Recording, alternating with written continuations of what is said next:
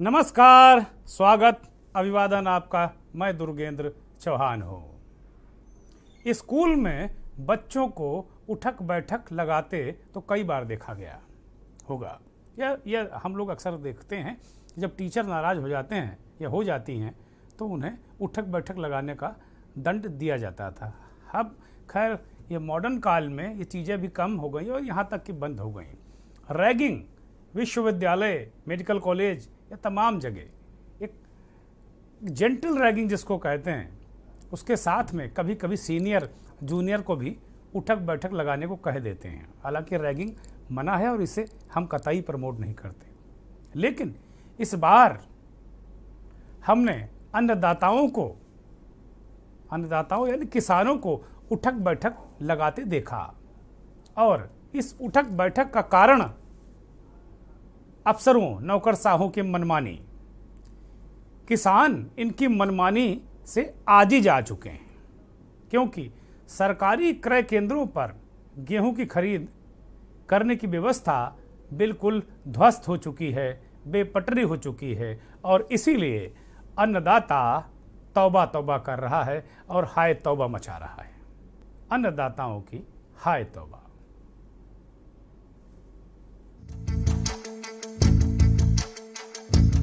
के लिए हम लोग नंबर लगाया 1 तारीख से, और यहाँ अभी तक नंबर चस्पा नहीं हुआ। तो हम लोग मंडी में सही आए नहीं आए।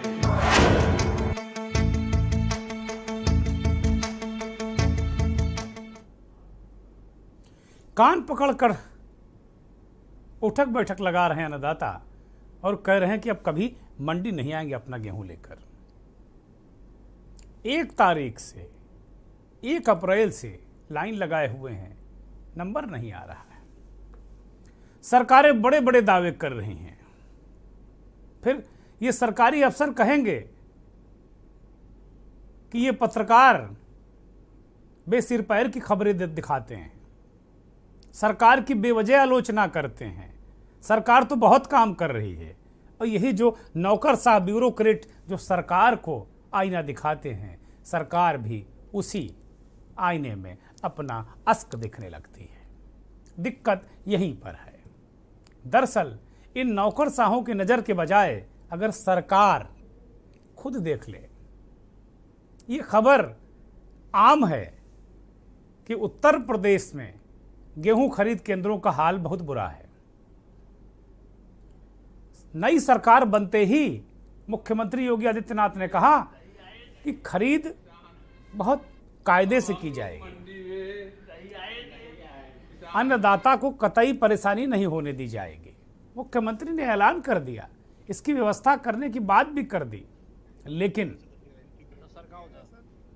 कहाँ हैं कृषि उत्पादन आयुक्त, कहाँ हैं अन्य अफसर जो किसानों को उठक बैठक लगाकर तौबा करनी पड़ रही है कि वो दोबारा मंडी में नहीं आएंगे। बहुत बड़ी बड़ी बातें, किसान कल्याण की बातें, किसानों को अद्भुत तरीके की सुविधाएं देने की बातें, एमएसपी, पिछले करीब 1.5-2 साल से इसी पर बातें ही हो रही हैं। पत्रकारों को तो सब कुछ रट भी गया है, आम आदमी को भी रट गया है कि भैया ये एमएसपी क्या है और खरीद क्या है और किसानों का मुद्दा क्या है। लेकिन किसान जहां से चला था वहीं पर फिर खड़ा है। उसकी उपज का उसे पैसा नहीं मिल रहा। अन्नदाता बड़े त्रस्त हैं। कभी गन्ना भुगतान को लेकर उन्हें लंबी लाइन और जलालत सहनी पड़ती है, कर्ज लेना पड़ता है ताकि वो दोबारा दूसरी फसल बोएं। और कभी खाद को लेकर ज़्यादा महंगी खाद खरीदनी पड़ती है उनको। कभी अन्याय को लेकर उन्हें पेमेंट न मिलना, उन्हें उनके उपज का उचित मूल्य न मिलना, इस अन्याय को लेकर ये दृश्य जो आपको हम दिखा रहे हैं, ये उत्तर प्रदेश के सुदूर इलाका चंदौली का है। चंदौली जिला है उत्तर प्रदेश का, और यहाँ से, इसी जिले से गृह मंत्री, माफ़ कीजिएगा, पूर्व गृह मंत्री और मौजूदा रक्षा मंत्री राजनाथ सिंह भी इसी जिले से आते हैं। केंद्र में कैबिनेट मंत्री महेंद्रनाथ पांडे चंदौली से सांसद हैं। लेकिन ये तस्वीर शायद इसकी फिक्र भी नहीं होगी महेंद्रनाथ पांडे को, और राजनाथ जी तक तो ये मसला पहुंचा ही नहीं होगा। पक्का हम यकीन के साथ कह रहे हैं, और ना वो जानने की कोशिश करेंगे, क्योंकि गांव से उनका कोई बहुत ज़्यादा मतलब नहीं है। खुद सांसद हैं लखनऊ से, बेटा नोएडा से विधायक है, गांव गली छोड़ दिया उन्होंने। तो ये सब महेंद्र नाथ पांडे के हवाले है। पांडे जी दिल्ली में होंगे अपनी कोठी में, तो कोई उठक बैठक लगावे, चाहे कान पकड़कर और चाहे नाक पकड़कर, कोई लेना देना नहीं। ये तस्वीर चंदौली की नवीन मंडी परिषद की है। यहाँ गेहूं बेचने के लिए 2 किसान आए थे। इनका कहना है कि अफसरों की मनमानी से आज ही जाकर जब वो परेशान हो गए तो वो कान पकड़कर उन्होंने उठक बैठक की कि अब इस मंडी में आएंगे नहीं। किसानों ने यह भी आरोप लगाया कि क्रय केंद्रों पर किसानों की जो फसल है यानी गेहूं, उसकी खरीद करने के बजाय डिप्टी आरएमओ के आदेश पर कुछ विशेष लोगों की खरीद हो रही है। यानी कुछ विशेष लोगों का गेहूं खरीदा जा रहा है। ये विशेष लोग कौन हो सकते हैं? दलाल हो सकते हैं, असरदार लोग हो सकते हैं। और ये कहा गया है कि वास्तव में ये उन किसानों को जो जेन्युइन किसान हैं और ये वृद्ध किसान हैं, अब अपना खून पसीना ये खेतों में अनाज उगाने के लिए लगा देते हैं। कितने संघर्ष से बड़ी उम्मीदें होती हैं कि भाई हमारी जो फसल है, जो हमारी उपज है, उसका उचित मूल्य मिल जाएगा, लेकिन बड़ी दयनीय स्थिति है। और जो जिसे कृषि प्रधान देश कहा जाता है यानी अपना देश भारत, वहाँ किसान की इतनी बेकदरी, ये दयनीय स्थिति दिल को भारी ठेस पहुंचाती है। जहां अभी किसानों के खरीद केंद्र बढ़ाने के बजाय वहां नंबर लगाने की प्रक्रिया चल रही है, लेकिन पिछले कई दिनों से विपणन जो केंद्र है उसके शाखा पर गेहूं की तौल हो तो रही है, लेकिन वो किसी और के लिए हो रही है। ये देखकर किसान गुस्सा गए। उन्होंने आरोप लगाया कि जब किसानों को टोकन नहीं मिला तो ये कौन से लोग हैं जिनका गेहूं ये सरकारी तंत्र खरीद रहा है। वो ये भी कह रहे हैं कि 6 बार यहाँ आ चुके हैं, लेकिन कोई बात तक नहीं करने वाला, कोई बात तक नहीं सुनने वाला। पीड़ित जो किसान हैं, जरा उनका दर्द सुनिए। वो बेचने के लिए हम लोग नंबर लगाया 1 तारीख से, और यहाँ अभी तक नंबर चस्पा नहीं हुआ, न टोकन मिल रहा है। बात करने बोला कि आप गेहूँ गिराइए तौल जाएगा, डिप्टी साहब कह रहे हैं कि नहीं गेहूँ गिराइए तौल जाएगा। और यहाँ जो विभागीय अधिकारी बोल रहे हैं कि नहीं, यहाँ हम लोग पास बोरा नहीं है, हम लोग तौले हैं कहाँ, आप लोग गिराइए, आप लोग उसको गोरिए, आप उसकी व्यवस्था आप लोग करिए। आप किसकी लापरवाही मानते हैं इसमें? यहाँ पूरे विभाग की लापरवाही है। पूरा विभाग एक दूसरे पर फेंक रहा है, कोई जिम्मेदारी नहीं ले रहा है। क्या चाहते हैं? यहाँ से सही ढंग से तौलो, किसान यहाँ अपना गेहूँ गिराएं, तौलवाएं, अपना जो है उसका मूल्य पाएं। सर्वे डिप्टी आरएमओ की लापरवाही है। सारा सवाल मूल्य डिप्टी आरएमओ कर रहे हैं। वहाँ जो है गेट पास करेंगे, कोई जरूरत नहीं ले, साथ सर करेंगे भैया हमको गेट पास नहीं मिला तो हम अंदर जाने कैसे देंगे, और कहेंगे गेहूँ लाकर गिराइए। वहाँ जब प्रभारी से मिल रहे हैं, प्रभारी हमारे बोरा है, न तौल के लिए कोई व्यवस्था है, आप जो मंडी में जाकर बेचिए, उस मंडी से रेट बाहर अधिक है, वहाँ जाकर गेहूँ बेच दीजिए। अब देखिए कि पहले किसान गेहूं उगाए, फसल बोए, आंधी पानी से बचे, पाला पत्थर से बचे, और जब यहाँ आए तो ये इन अफसरों से, ये जो बेदिल वाले लोग हैं, बेदर्द हैं, इनसे अपना सर फुड़वाए। सर ये एक तरीके से वो दीवारें हैं जिन पर सर पटक कर किसान लौट जाता है। वो कह रहे हैं कि भाई अपना गेहूं मत लाओ, मंडी में बेच लो जाके, यहाँ कीमतें कम है, मंडी में ज़्यादा बिक जाएगा। ये खरीद केंद्र है या सलाह केंद्र? चंदौली के कलेक्टर साहब क्या कर रहे हैं? कुल मिलाकर किसानों की समस्याएं कोई सुनने को तैयार नहीं है। ऐसे में किसानों के सामने फसल बेचने की गंभीर समस्या खड़ी हो गई है। ऐसा लग रहा है कि जिस तरह पहले खाद खरीदने के लिए संघर्ष करना पड़ा और महंगी खाद खरीदनी पड़ी, वैसे ही किसानों को गेहूं बेचने के लिए अब एक और लड़ाई लड़नी पड़ेगी। यहाँ जिस खरीद केंद्र की जो शिकायत आई है, जिस पर किसान लगातार वहाँ उठक बैठक लगाते देखे गए और वो जिस तरह के आरोप लगा रहे हैं, वहाँ निरीक्षण के लिए कलेक्टर साहब भी पहुँचे, संजीव कुमार वहाँ के डीएम, उनको भी जरा सुनिए। गेहूं क्रय का इस सीज़न में 83,000 MT का लक्ष्य है, और जो हमारे 40 केंद्र हैं जो कि संचालित हो गए हैं, इन सभी केंद्रों पर किसानों का रजिस्ट्रेशन कराया जा रहा है। साथ ही उनकी आवक के अनुसार जो है तौल कराई जा रही है। इस संबंध में सभी तहसीलदार SDMs जो कि तहसील के खरीद प्रभारी हैं, उनको निर्देशित किया गया है कि एक हेल्प डेस्क डेवलप करें। मंडी में भी एक हेल्प डेस्क बनाई जाएगी। अभी तक यहाँ लगभग 1000 किसानों ने अपने कागज़ जमा किए हुए हैं और उनकी आवक के अनुसार उनको 4 क्रय केंद्र जो संचालित हैं यहाँ पर, उनको आवंटित किया जा रहा है। साथ ही सुनिश्चित किया जा रहा है कि मिनिमम सपोर्ट प्राइस पर क्रय नीति के अनुसार जो है सभी किसानों का क्रय हो सके। अब चंदौली की कलेक्टर कह रहे हैं कि किया जाएगा, सब कुछ भविष्य काल में कह रहे हैं। अगर इनको सुना होगा आपने तो ये सब कुछ भविष्य में किया जाएगा, निर्देश दे दिए गए हैं, होगा। गेहूं खरीद सरकार 1 अप्रैल से कर रही है और आज 12 अप्रैल हो गई, अभी सब किया जाएगा। SDM को निर्देश दे दिए गए हैं, हेल्प डेस्क बनाई जाएगी, खरीद सुनिश्चित कराई जाएगी। 1000 किसानों के आवेदन आ चुके हैं। खरीद कब होगी जनाब? और ये किसान ये जो आरोप लगा रहे हैं, ये किसका गेहूं खरीदा जा रहा है? ये एक चंदौली का जो ये प्रकरण है, एक सैंपल है, एक नज़ीर है। क्योंकि पत्रकारों को अब किसानों से कोई लेना देना है नहीं। जब हम लोग पत्रकारिता शुरू कर रहे थे आज से 30-32 साल पहले 88-89 में, तो लगता था कि ये बड़ी खबर है। खरीद केंद्रों पर हम लोग खुद एक रियलिटी चेक किया करते थे और जाते थे, तो इससे एक दबाव बनता था कि नहीं भाई मीडिया आएगी और जो गलत कर रहे हो किसान शिकायत करते थे, तो कहीं ना कहीं 10-5%, 20%, 25% फर्क पड़ता था। लेकिन अब किसान एजेंडे से बाहर है। किसान टीवी चैनलों, अखबारों के एजेंडे से बाहर है। जो मीडिया माध्यम है, या तो सरकारों की प्रशंसा में लग जाते हैं,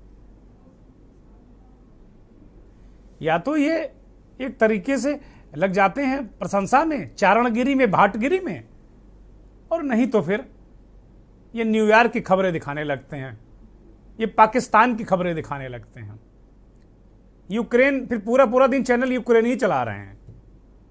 और जब इसका पता चला कि भाई ये भारत के चैनल खाली विदेशी चैनल क्यों हो गए, ये भारत के अखबार बहुत सारी विदेशी खबरें अचानक क्यों बढ़ा गई, छापने लगे। 2-3 चैनल तो हम देख रहे थे। अभी थोड़ी देर पहले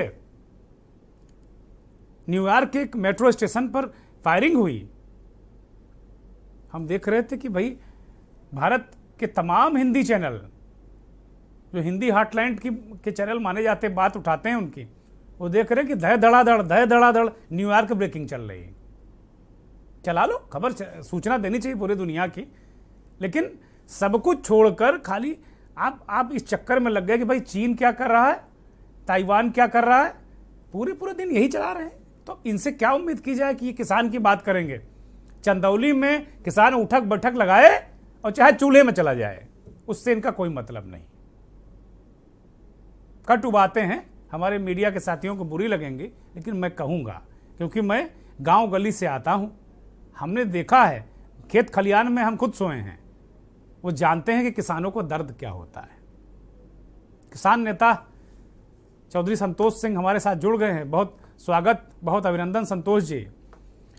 इस तरह एक तो हम देख रहे हैं चंदौली की घटना, हम ये दिखा रहे हैं कि भाई वहाँ किसान ने कान पकड़कर उठक बैठक की कि भैया दोबारा माफ़ करो, अब हम इस क्रय केंद्र पर नहीं आएंगे।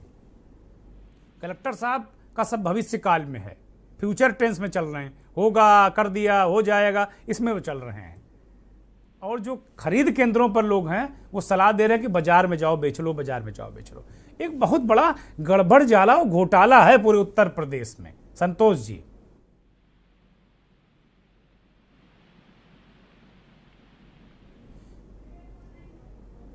किसान नेता संतोष सिंह जी से संपर्क टूट गया है। जी सर, बोला सर। सबित मलिक जी जुड़ गए हैं, बहुत किसानों के लिए बहुत काम करते हैं सबित मलिक जी, देश के जाने माने किसान नेता हैं। पूरे किसान आंदोलन के दौरान उन्होंने एक अपनी महत्वपूर्ण भूमिका उन्होंने निभाई। सबित जी, स्वागत है के न्यूज़ पर। आपने देखा होगा किस तरीके से क्या परिस्थितियां बन गई हैं। ये पूरे उत्तर प्रदेश में गेहूं खरीद केंद्रों का मुझे लगता है गड़बड़ जाला घोटाला चल रहा है। मुख्यमंत्री जी कहते हैं 1 अप्रैल से खरीद होगी।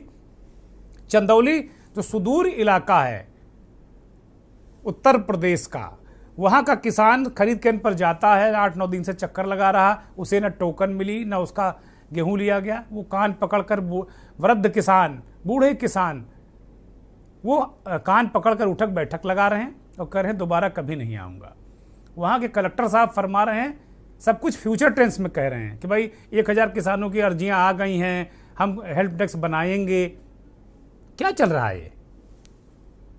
चौहान साहब, बड़े दुख की बात है कि हमारे देश का अन्नदाता आज उठक बैठक लगा रहा है, और आपको इसके लिए बहुत बहुत धन्यवाद, शुभकामनाएं कि आपने किसानों के हित को देखते हुए और इतना गंभीर मुद्दा आज उठाया है। जब जैसा कि आपने कहा, ये सत्य है कि किसानों की और अपने देश की और अपनी आर्थिक स्थिति की, महंगाई की खबरें छोड़कर सभी न्यूज चैनल विदेशों में अपना डंका बजाने का प्रयास कर रहे हैं, और यूक्रेन के प्रधानमंत्री का इंटरव्यू लेने के लिए लाइन में लगे हुए हैं, पाकिस्तानी नेताओं का इंटरव्यू लेने में लगे हैं। लेकिन जो हमारे देश में हो रहा है, हमारा देश का किसान उठक बैठक लगा रहा है, लोग महंगाई से त्रस्त हैं, उनकी सुध लेने के लिए उनके पास समय नहीं है। हाँ, उनको देखने के लिए हिंदुस्तानी नागरिक चाहिए, लेकिन खबरें वो विदेशी दिखाएंगे। और आपने कई मुद्दे इसमें बहुत गंभीर उठाए हैं, और आप जो भी खबर लेकर आते हैं उस पर चिंतन करते हैं, मनन करते हैं। और एक ये सब्जेक्ट ऐसा है, मैं इसमें आपको ये बताना चाहता हूं कि जिस जिले का आपने जिक्र किया है, 2 बड़े नेताओं का नाम लिया है, लेकिन एक तीसरे बहुत बड़े देश के नेता माननीय प्रधानमंत्री जी भी पड़ोसी जिले से ही है। बनारस से चंदौली की सीमा जुड़ी हुई है, और माननीय प्रधानमंत्री जी पूरे क्षेत्र को ध्यान देने की बात करते हैं, और उस पड़ोसी जिले में नहीं हो पा रहा है। और जो आपने दिखाया, ये कोई नई बात नहीं है। जब धान की खरीद हो रही थी तो हम लोगों ने कई जगह आरोप लगाए थे और कुछ साक्ष्य भी दिए थे कि धान की खरीद में घोटालेबाजी हो रही है। और पिछले वर्ष जब गेहूं की खरीद हो रही थी, बहुत सारे किसान ऐसे थे जिन्होंने रजिस्ट्रेशन करा दिया था, लेकिन डेट ओवर होने की वजह से उनका गेहूं नहीं खरीदा गया था, और वो गेहूं को लेके तमाम डीएम के ऑफिस में खड़े हो गए थे।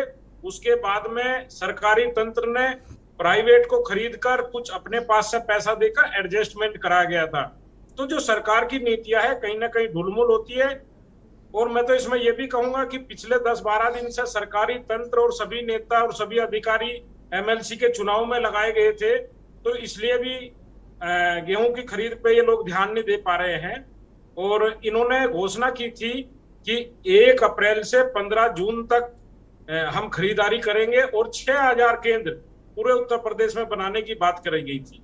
अब केंद्र तो बन गए हो या ना बने हो, लेकिन आदमी उन पे नहीं है जो खरीदारी करता है या रजिस्ट्रेशन की स्थिति है। और बहुत सारी जगह से अभी ये सूचना आ रही है कि सरकारी आंकड़ों में गेहूं की खरीद दिखाई जा रही है, लेकिन किसी भी किसान का गेहूं नहीं खरीदा जा रहा है। तो ये तो सरकार को समझना होगा कि हम लोग क्या कर रहे हैं, कैसे कर रहे हैं। इसीलिए हम लोग एमएसपी की बात करते हैं। लगातार आंदोलन भी हुआ है, अभी भी आंदोलन हुआ है, और प्रदेश के लोग भी बात कर रहे हैं, उत्तर प्रदेश के लोग भी बात कर रहे हैं।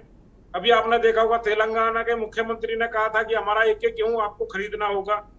तो हमारे मुख्यमंत्री को भी देखना चाहिए कि हमारे प्रदेश की क्या स्थिति है, और उसमें ध्यान देना चाहिए। दूसरी बात आपने जो गन्ना भुगतान की भी उठाई थी, चुनाव हो गए, सब कुछ चला गया, 100% भुगतान कर रहे थे। बहुत सारी मिलें ऐसी हैं जिस पर अभी भी पिछले वर्ष का भुगतान है, और जिस दिन से वोटिंग हुई है उस दिन के बाद से बहुत सारा गन्ना भुगतान लगातार बढ़ता जा रहा है। किसान की आय दुगनी होने के नाम पर किसान को माइनस में जाने का लगातार अनेक मौके मिल रहे हैं, चाहे वो डीजल के रेट हो या अभी आपने देखा होगा अभी 1 हफ्ता पहले डीएपी पे 150 रुपए बढ़ाए गए हैं, या और सरकारी तंत्र हो, बिजली के रेट। सबित जी, ये खबरें तो रहती नहीं कहीं, ये खबरें तो 150 रुपया डीएपी में बढ़ गया, ये खबर तो कहीं किसी स्क्रीन पर, किसी अखबार में, किसी कहीं काले अक्षरों में नहीं दिखती है। स्वर्ण अक्षरों में तो आप छोड़ दीजिए, अखबार के आखिरी पन्ने भी डीएपी की जो मूल्य वृद्धि है वो कहीं दिखती नहीं। केवल आप पढ़ेंगे तो ऐसा लगेगा अच्छी अच्छी बातें आपको सर्वाधिक दिखेंगी, लेकिन किसानों का दर्द, किसान लगता नहीं कि कोई टीआरपी की चीज़ है नहीं। इसीलिए मुझे लगता है ये जो मीडिया जो है, भारत का जो मीडिया है, उसे नज़रअंदाज करता है। आपने बड़ी महत्वपूर्ण बात कही कि भाई हमें अपनी चिंता नहीं, अपनी महंगाई की चिंता नहीं, अपने किसानों की नहीं चिंता। हम श्रीलंका और पाकिस्तान की महंगाई पर छाती पीट रहे हैं। उससे हमारे क्या, यहाँ के लोगों को क्या चीज़ें सस्ती मिल जाएंगी? ठीक है, सूचना देना हमारा काम है, लेकिन क्या वास्तव में ये स्थितियाँ होनी चाहिए? सवित जी आपके पास आएंगे। जिस जिले की हम बात कर रहे हैं, जहां आपने एक और थोड़ा सा और कनेक्ट करने की कोशिश की, चंदौली और बनारस में कहीं ज़्यादा दूरी नहीं है। नरेंद्र मोदी प्रधानमंत्री जो भारत के हैं, वो भी बनारस से सांसद हैं और चंदौली उसकी सीमाएं मिली हुई हैं। तो राजनाथ सिंह, प्रधानमंत्री नरेंद्र मोदी और महेंद्र नाथ पांडे जो वहाँ के सांसद हैं, इन तीन नेताओं का ये इलाका है। उसके बाद भी किसान कान पकड़कर उठक बैठक लगा रहा है। इससे शर्मनाक क्या हो सकता है? चंदौली से एक किसान हमारे साथ जुड़ गए हैं फोन लाइन पर, संतोष जी। बहुत स्वागत है संतोष जी। ये जो तस्वीरें आई, इस पर पूरे देश को शर्म करना चाहिए, और मुझे तो बहुत ये तस्वीरें क्षुब्ध कर रही हैं, क्योंकि हमारे पिताजी, हमारे बाबा ये सब किसानी खेती ही करते रहे हैं। क्या स्थितियां हैं, क्या परिस्थितियां हैं वहां पर चंदौली के जो किसानों को उठक बैठक लगानी पड़ी? संतोष जी।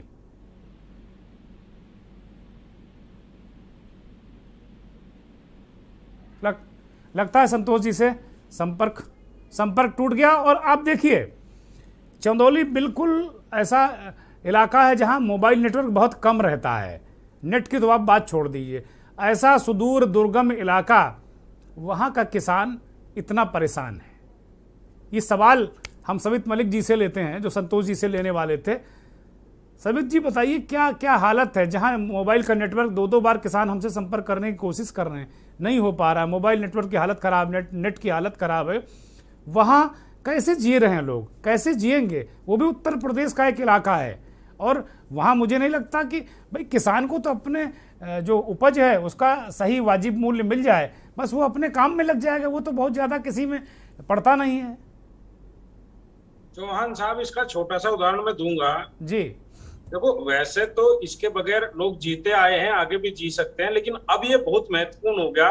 जब से कोरोना काल में सभी स्कूलों ने आदेश दिए थे कि आपके बच्चे मोबाइल से पढ़ेंगे, तो ये देखिए जो गरीब और मजदूर और किसान लोग हैं, उनके बच्चे कैसे पढ़े होंगे, उनके साथ क्या हालात रहे होंगे, आप इससे आकलन कर सकते हैं। दूसरा, मैं आपको बताना चाहता हूं, उत्तर प्रदेश के चुनाव में सत्ता पक्ष और विपक्ष दोनों पार्टियों ने ऐलान किया था कि चुनाव के बाद किसान को बिजली फ्री दी जाएगी जी। लेकिन सत्ता दोबारा आ गई है, मंत्रिमंडल बंट गए हैं, सभी लोग अपने क्षेत्र में काम कर रहे हैं, लेकिन किसान के नाम पर कोई भी घोषणा अभी तक सरकार की तरफ से नहीं आई है। और एक घोषणा सरकार ने चुनाव से पहले की थी, आचार संहिता लगने से पहले, कि किसान की खेत की बिजली आधी की जाती है। जी। उसका भी कोई आदेश अभी जमीनी स्तर पर नहीं पहुंचा है, और किसान से बिजली जो रेट था वो पूरा लिया जा रहा है, बल्कि और बढ़ाने की संभावनाएं लगातार व्यक्त की जा रही है। अब स्थिति ये हो रही है कि गेहूं उसका नहीं बिक रहा है, गन्ने का भुगतान नहीं हो रहा है, और बिजली वाले जाते हैं उसका खेत का कनेक्शन काट देते हैं। और गर्मी इतनी बढ़ गई है इस वर्ष, अप्रैल के महीने में जो गर्मी बढ़ी है, उससे जो खेतों में सिंचाई करनी होती है उसमें पानी अधिक लगाना पड़ रहा है। और कई जगह ऐसी शिकायतें आ रही हैं कि बिजली विभाग जाता है और उससे वसूली की बात करता है, जो उसका बिल है, लेकिन उसके पास पैसा नहीं है, क्योंकि गन्ने का भुगतान नहीं हुआ है या गेहूं की बिक्री नहीं हुई है, और उसका कनेक्शन काट दिया जाता है, जिससे आने वाली फसलों को भी नुकसान हो रहा है। और इस वर्ष गेहूं की पैदावार पिछले वर्ष के मुकाबले कम हुई है। और आपको एक चीज बता दें, पिछले वर्ष हमारा प्राइवेट मंडी में 1400 रुपए में गेहूं बिक रहा था, अब की बार 1900 1950 बिक रहा है, और सरकारी जो रेट है एमएसपी 2015 रुपए है। लेकिन इसका मुख्य उद्देश्य ये है, इसका मुख्य कारण ये है कि जो यूक्रेन और रूस में चल रहा है, वो गेहूं के मुख्य निर्यातक देश थे, तो वहां पर अंतरराष्ट्रीय स्तर पे गेहूं का रेट तेज है। अगर सरकारें चाहें, किसान की हालत सुधारना चाहें, तो किसान से एमएसपी पे गेहूं खरीदकर बाहर अच्छे रेट में बेच सकती है। इससे हमारे देश के किसान की हालत सुधरेगी और देश की गवर्नमेंट को भी पैसा मिलेगा, जिससे देश के हालात भी सुधरेंगे।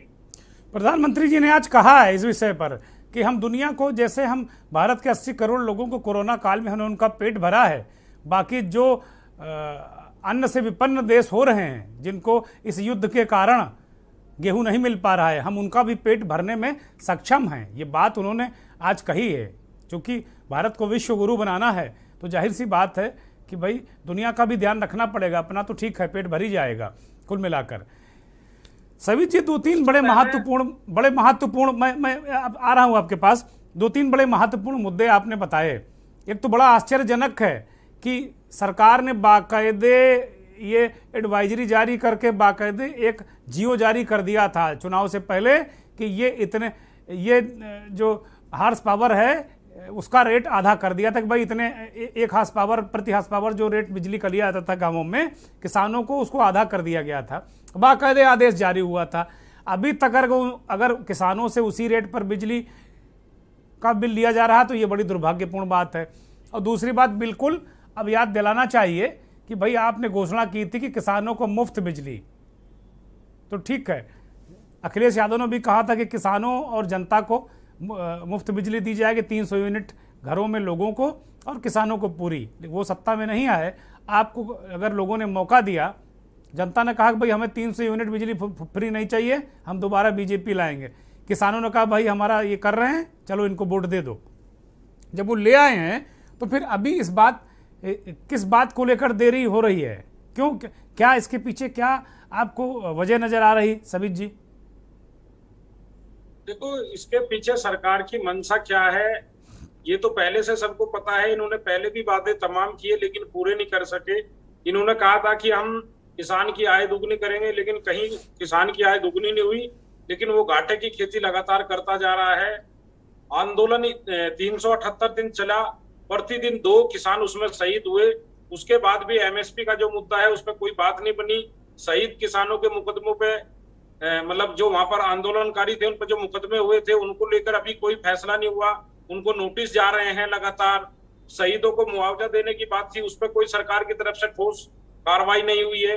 तो सरकार ने तो हमेशा कहीं ना कहीं किसान को ठगने का काम किया है और अभी फिर वही स्थिति है।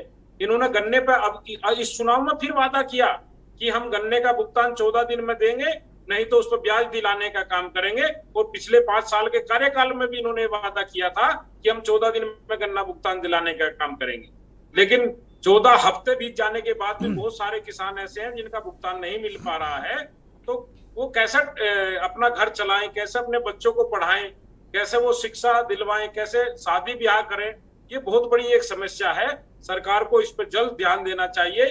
किसानों ने, मजदूरों ने और उत्तर प्रदेश की जनता ने आपके ऊपर विश्वास जताया है। आपको बहुत अच्छे मतों से दोबारा सरकार बनाने का मौका दिया है, तो आपको भी किसानों की बातों पर ध्यान देना चाहिए। बहुत शुक्रिया सबित जी, बहुत शुक्रिया, बहुत धन्यवाद कि आपने समय दिया और किसानों के मुद्दों पर, जो ज्वलंत मुद्दे हैं उन पर चर्चा की और कुछ नया एंगल भी दिया, कुछ नई जानकारी भी दी जो शायद हम पत्रकारों को पता ही नहीं रहता है।